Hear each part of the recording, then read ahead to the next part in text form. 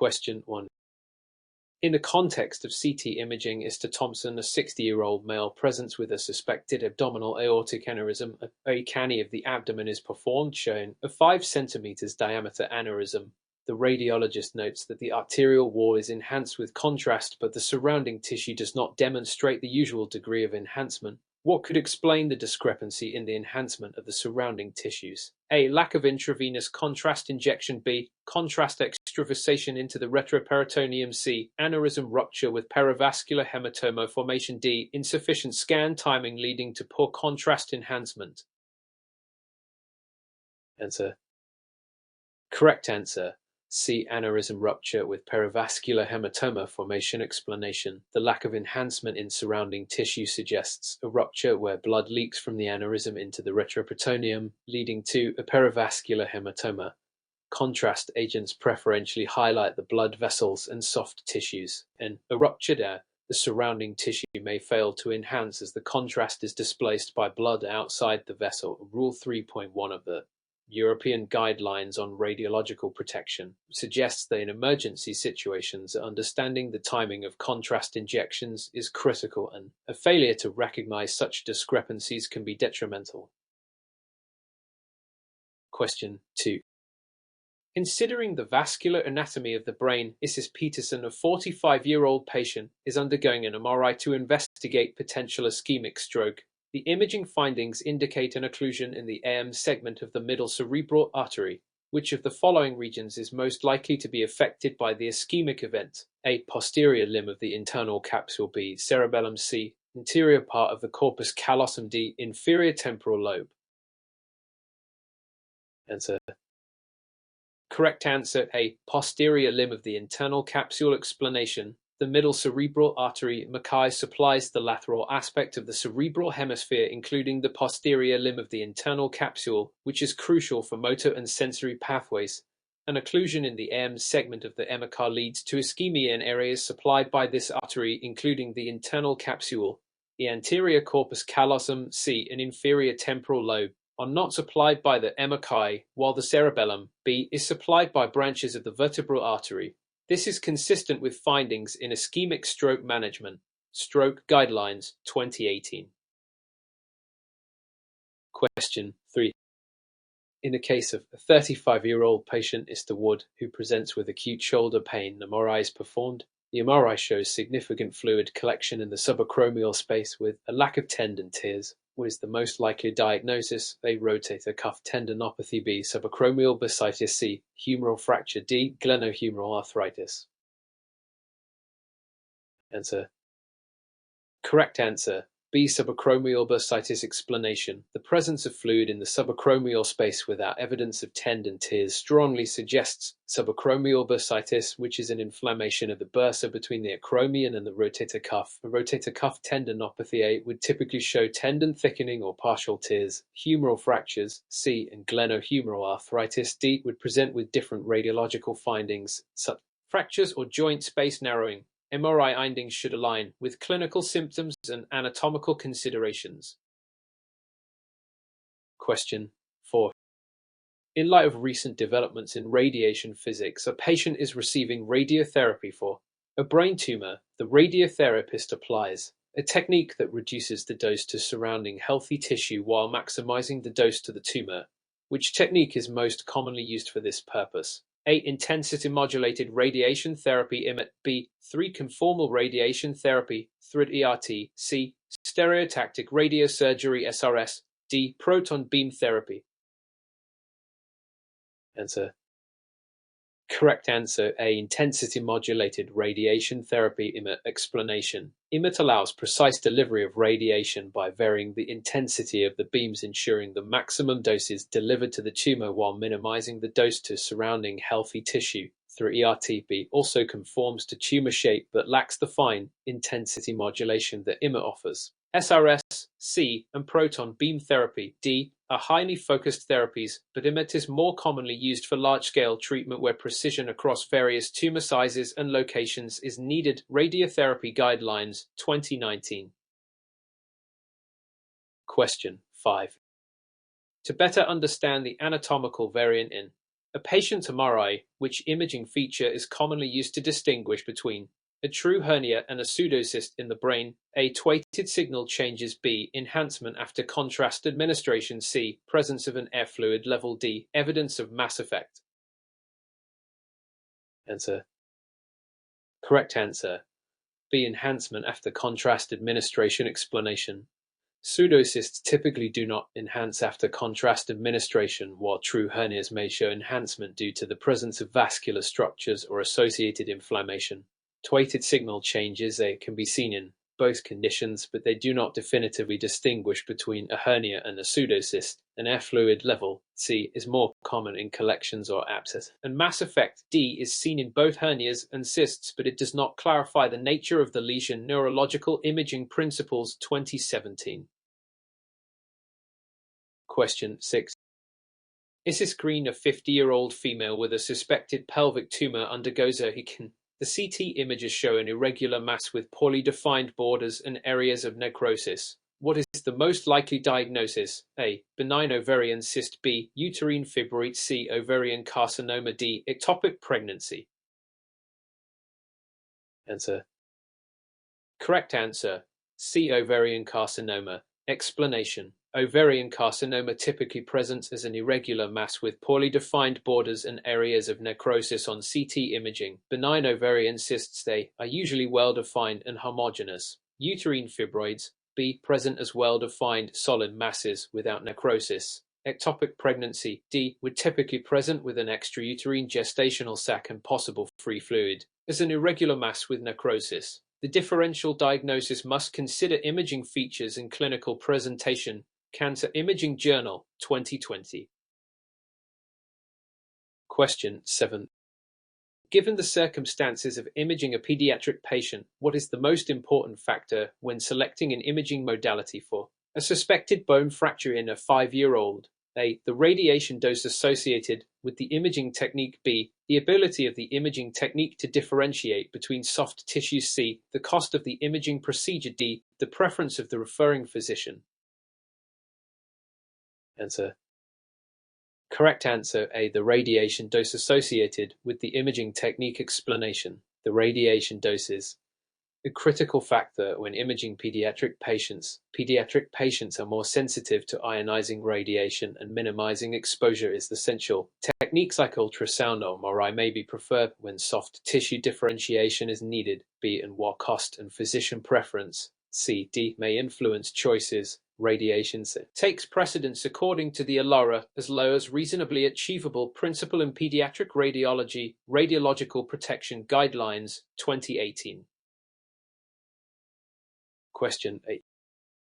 In a patient undergoing fluoroscopic-guided interventional procedures, which of the following is the best method to minimize radiation exposure to both the patient and the staff? A. Use of lead aprons for staff protection. B. Reducing fluoroscopy time and optimizing positioning. C. Using a high radiation dose for better image quality. D. Continuous use of the fluoroscope during the procedure. Answer. Correct answer.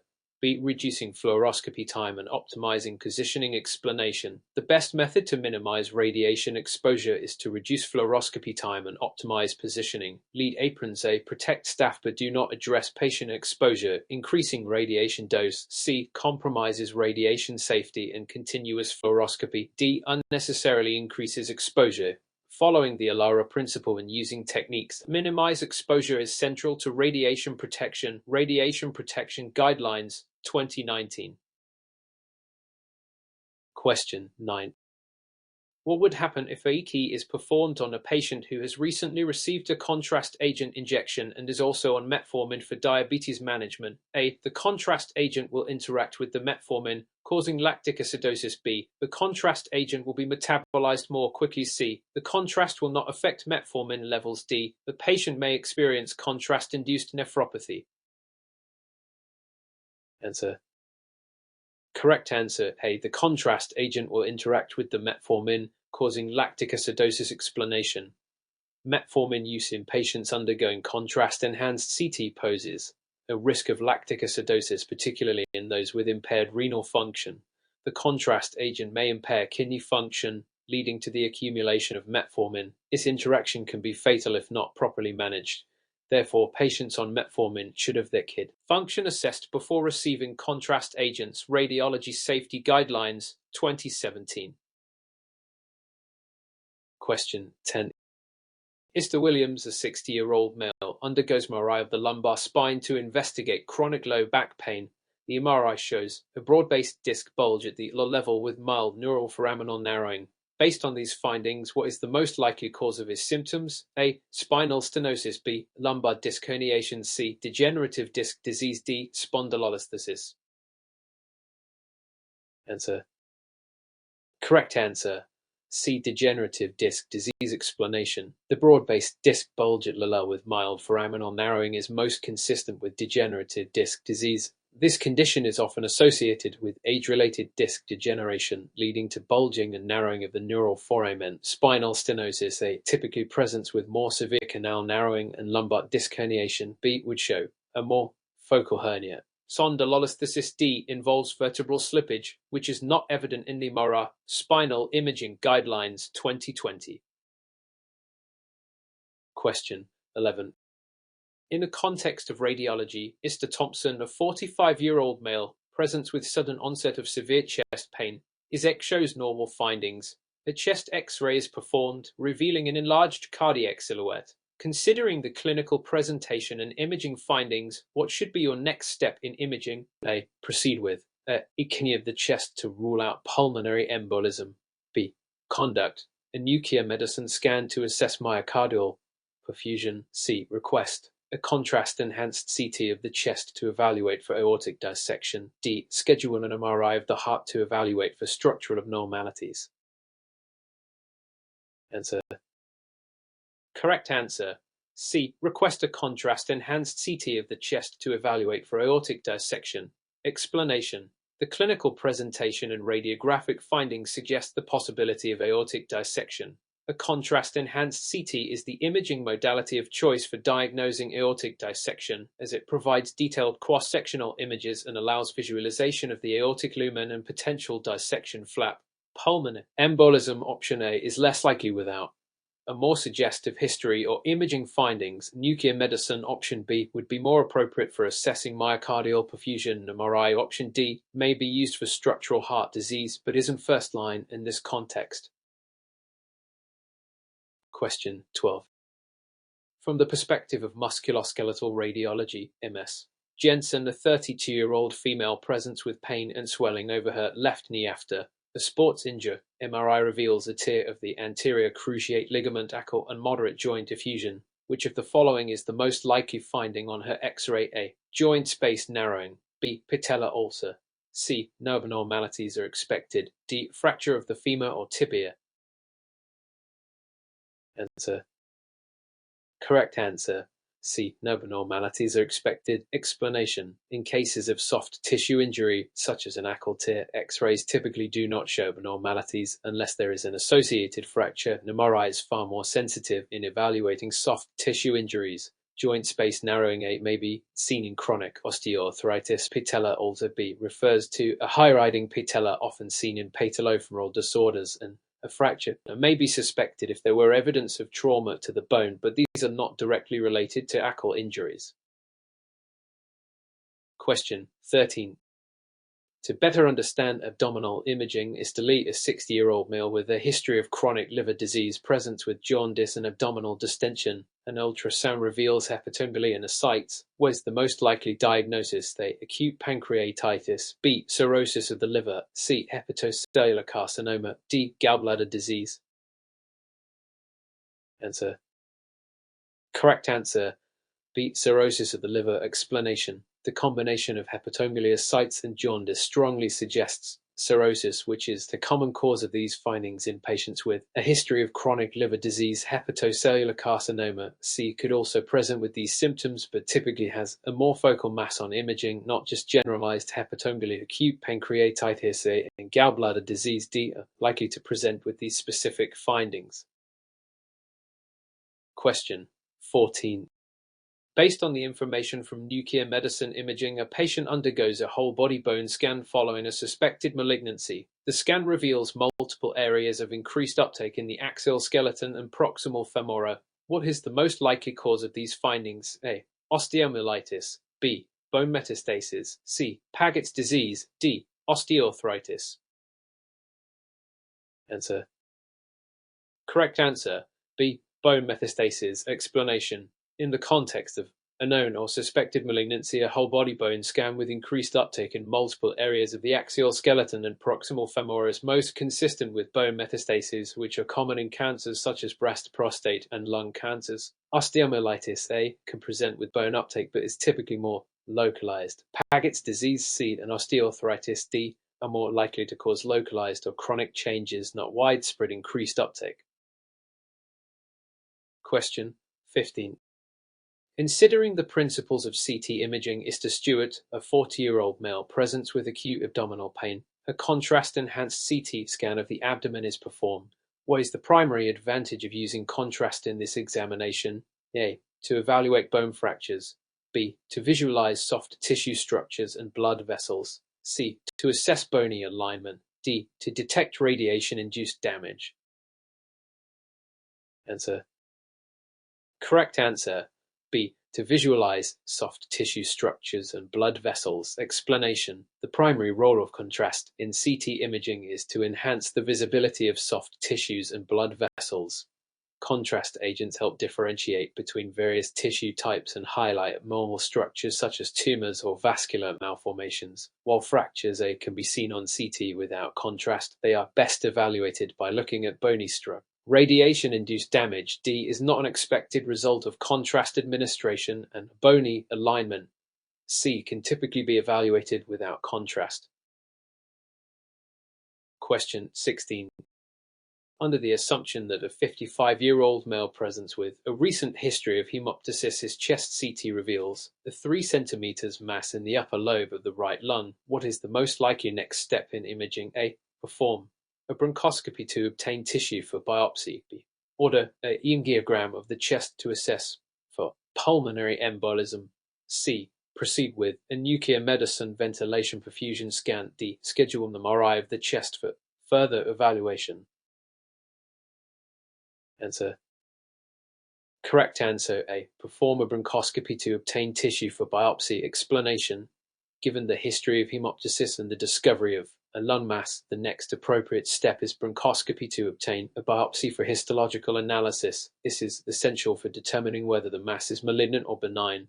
An angiogram B would be used to evaluate pulmonary embolism but is not indicated for a lung mass. Nuclear medicine C, helpful in assessing lung function but not for diagnosing a mass. MRI D is typically not used first line for lung masses, as CT is superior for this purpose.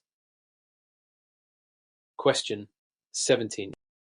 In the modern context of MRI imaging, Isis Williams, a 30-year-old woman, presents with lower back pain and radiculopathy. Her MRI demonstrates a herniated lumbar disc with compression of the AL nerve root. Which of the following would be the most useful MRI sequence for evaluating the herniated disc and nerve root involvement? A. Weighted imaging. B. Weighted imaging. C. Diffusion-weighted imaging. D. Post-contrast weighted imaging. Answer. Correct answer. B. Weighted imaging. Explanation. Weighted imaging is the most useful sequence for evaluating intervertebral discs and soft tissue structures like nerve roots. It provides excellent contrast between the disc, nerve roots, and surrounding structures. Weighted imaging A is more useful for evaluating anatomical structures like bone. Diffusion-weighted imaging C is more commonly used for detecting acute ischemic strokes and applicable in this context. Post-contrast weighted imaging D would be used to assess for infection or tumor involvement, but it's not required here. Question 18. Based on the relationship between anatomy and imaging modalities, Mr. Cooper, a 50-year-old man, undergoes a ectomy of the abdomen following severe trauma. The imaging shows a free air pattern beneath the diaphragm. What is the most likely diagnosis? A. Acute pancreatitis. B. Small bowel obstruction. C. Perforated viscus. D. Cholecystitis. Answer. Correct answer. C. perforated viscous. Explanation: the presence of free air beneath the diaphragm is a classic sign of a perforated viscus, typically from a perforated bowel, stomach, or other gastrointestinal organs. Acute pancreatitis A would present with fluid collections and inflammatory changes, not free air. Small bowel obstruction B would typically show dilated loops of bowel, but not free air. Cholecystitis D would show gout, distension, or inflammation, not free air. Question 19. In response to advanced CT imaging is to marshal a 65-year-old male with a history of renal failure present with a sudden onset of flank pain.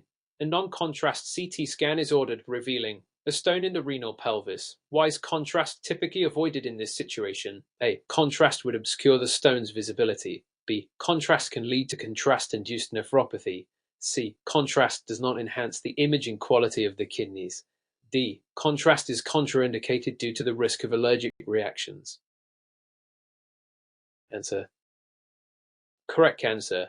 B. Contrast can lead to contrast-induced nephropathy. Explanation. In patients with renal insufficiency, the use of contrast agents can exacerbate renal dysfunction, potentially leading to contrast-induced nephropathy. Sin. Non-contrast CT is preferred for evaluating kidney stones, as contrast can obscure the stone's visibility and worsen renal function. Allergic reactions D are uncommon, and contrast can improve image in certain situations, but is not appropriate for patients with pre-existing renal failure. Question 20. When considering radiation protection, Mr. Brown, a 60-year-old male, is scheduled for an EK of the abdomen. He has a history of multiple abdominal surgeries. What principle of radiation protection is most relevant in this scenario? A. Justification. B. Optimization. C. Limitation. D. Absorption. Answer.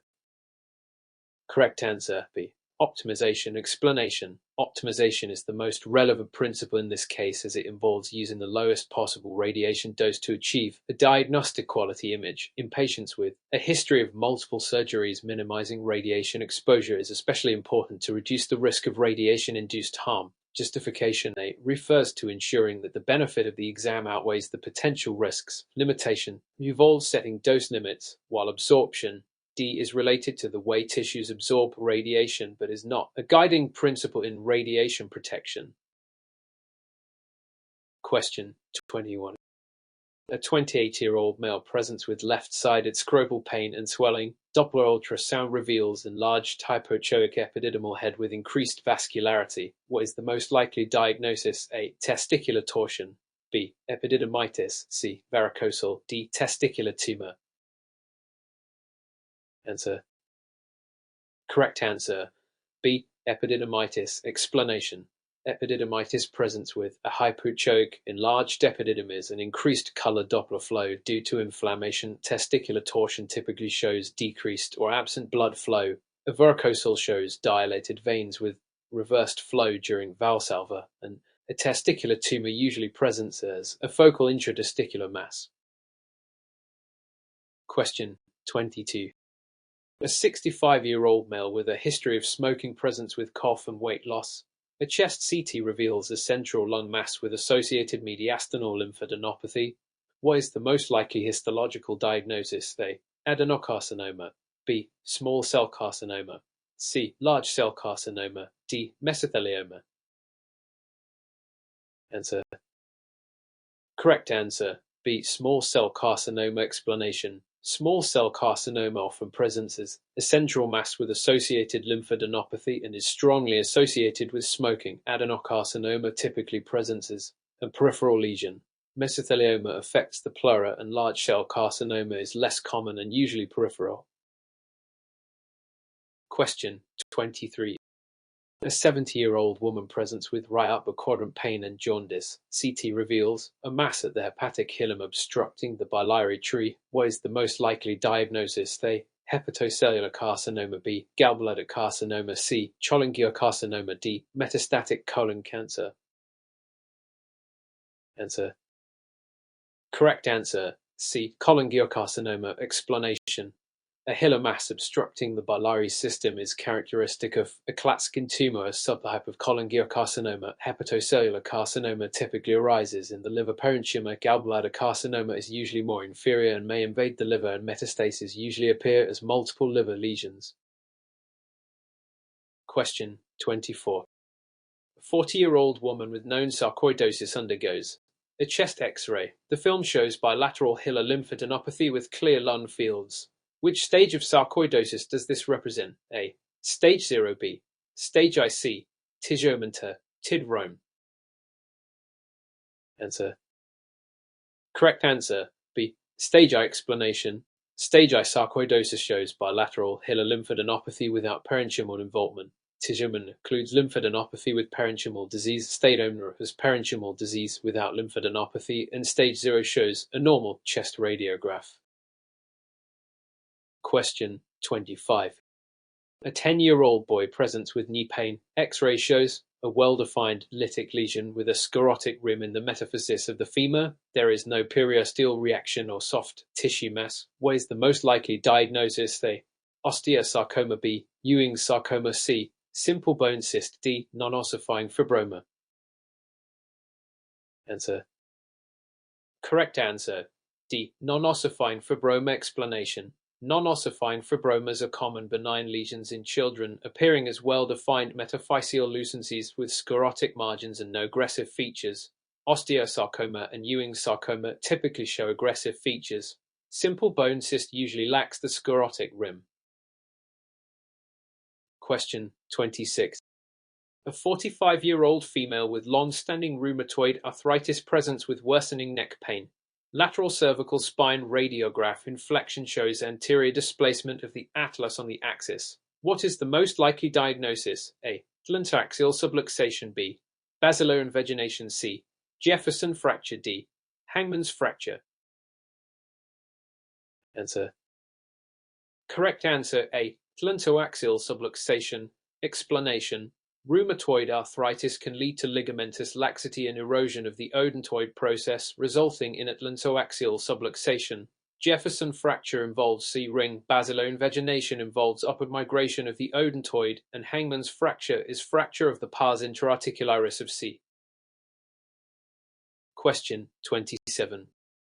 A 30-year-old man presents with a history of epilepsy. MRI of the brain shows a well-defined cortical lesion that is hyperintense on T and flare with no enhancement or diffusion restriction. What is the most likely diagnosis? A. Oligodendroglioma. B. Dysembryoplastic neuroepithelial tumor. D. NET. C. Low-grade astrocytoma. D. Ganglioglioma. Answer. Correct answer. B. Dysembryoplastic neuroepithelial tumor. D. NET.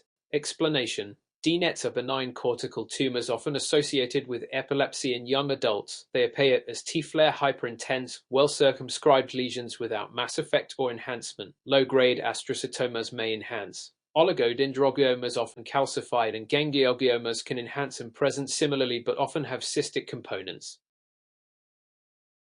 Question 20. A 62-year-old male undergoes a elenography which shows a lateral core lesion in the sigmoid colon. What is the most likely diagnosis? A. Diverticulitis. B. Adenomatous polyp. C. Colonic carcinoma. D. Ischemic colitis. Answer. Correct answer. C. Colonic carcinoma. Explanation. An apple core or napkin ring appearance on imaging is classic for a constricting colonic carcinoma.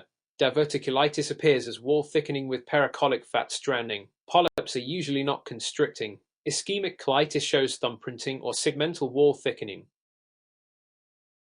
Question 29. A neonate presents with bilious vomiting.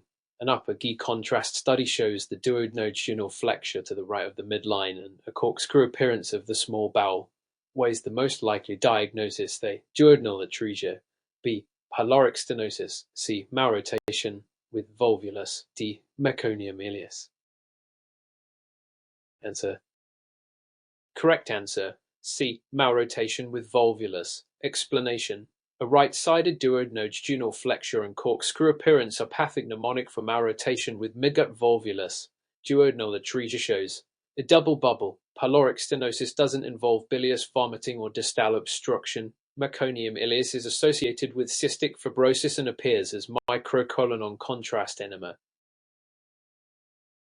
Question 30. A 72-year-old female with a history of chronic obstructive pulmonary disease COPD presents with worsening shortness of breath. CT pulmonary angiogram is negative for embolism but reveals bilateral centrilobular emphysema.